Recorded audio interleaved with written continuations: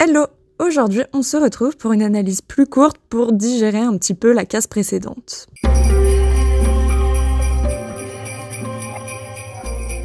On va donc parler de cette œuvre composée de crânes, de fibres de verre et de résine. L'œuvre, elle est réalisée par Ron Mueck en 2017 et elle s'appelle Mass. À l'origine, c'est une commande de la National Gallery de Victoria de Melbourne en Australie et Mueck qui va créer 100 crânes gigantesques qui vont être exposés dans les salles du département des peintures européennes du musée pour créer une résonance avec un art plus ancien. En fait, un crâne, c'est un symbole quand même universel lié à la mort, mais c'est aussi un motif proéminent dans l'art de la Renaissance, et plus particulièrement dans les natures mortes hollandaises du XVIe et XVIIe siècle, où on a la fameuse tradition picturale des vanités. C'est des natures mortes qui rappellent aux hommes qu'on va tous crever un jour. Le crâne ici, il va symboliser l'éphémère. Bien évidemment, Mueck il crée ses crânes en connaissant cette symbolique, et le musée va rajouter que l'œuvre de Mueck résonne d'autant plus dans notre contexte actuel, entre les guerres et la crise climatique. Cette œuvre, c'est la plus grande qu'il ait pu créer, et le nom de masse fait référence au tas, à la foule.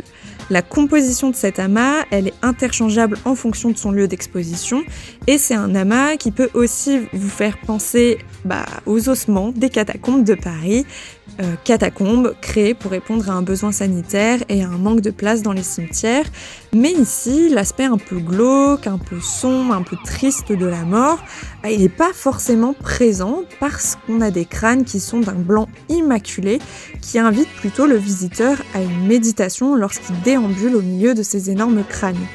Ici, le mot masse, il va prendre un nouveau sens et un aspect beaucoup plus religieux puisque ça peut aussi faire référence à une messe. Une nouvelle fois, pour l'iconographie du crâne, on a le memento mori, c'est-à-dire souviens-toi que tu vas mourir, mais c'est aussi un motif très présent dans la pop culture qui va être tout de suite identifiable par un spectateur.